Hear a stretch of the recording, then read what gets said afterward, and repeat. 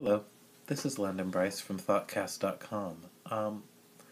I have a message for neurotypical people, and I don't want to say that this is the message that all autistic people would give you, but this is the message that this autistic person wants to give you. And it's real simple. You need us. We make so many contributions to your world.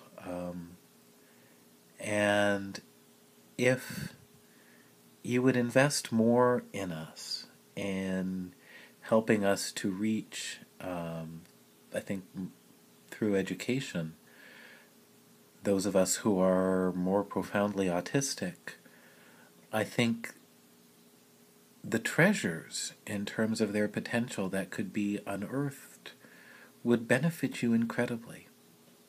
Why do I think this? Well, I guess, the most obvious example is Temple Grandin. Of course, over half of the beef that people eat in the United States today comes through plants that Dr. Grandin designed. I think just as significant as the volume is if you look at some of the health issues that we're having with beef today and other meat, it's because animals are being treated in ways that are inhumane. Animals are in constant pain and they're in constant anxiety, so they give them actually antidepressants. Dr. Grandin's approach to this has been to try to make the animal's life more pleasant.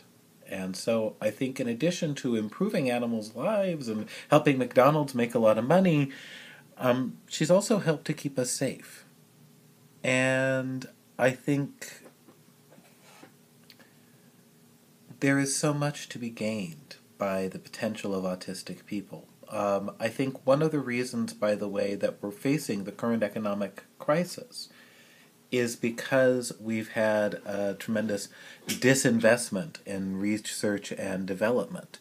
Companies have not been working on creating innovative new products that stimulate the marketplace. And this does matter. You do have to create demand.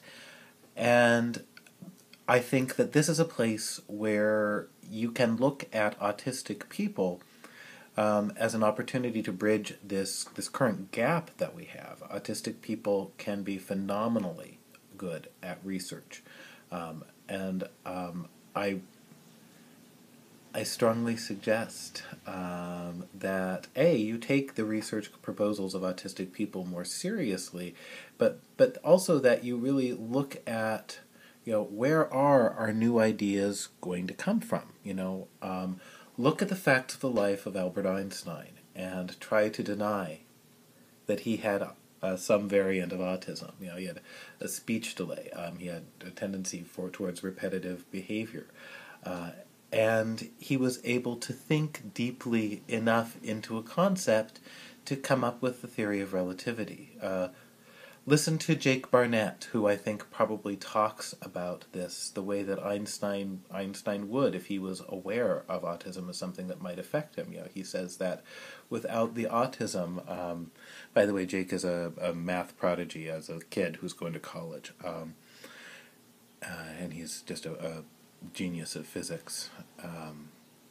And he says that without the autism, he wouldn't care. And I think in order for people to push through and get that level of technological innovation that we need people who have autism. Another person who I don't know if you're aware of, who, if you look again at the facts of his life, almost certainly had Asperger's syndrome or some variant of high-functioning autism, was Alan Turing. And Alan Turing did more than, I think, or as much as at least anyone else, to invent the computer.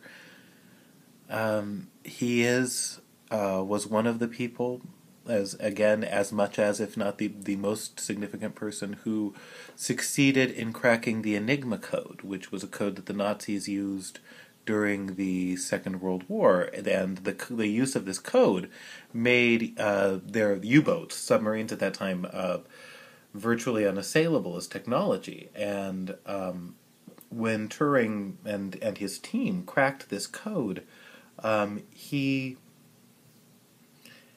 he saved the world from the Nazis. I mean, really, I mean, it was as much as anybody, as much as Winston Churchill, as much as FDR, Alan Turing did this. And his Asperger's syndrome, his ability to really enter into the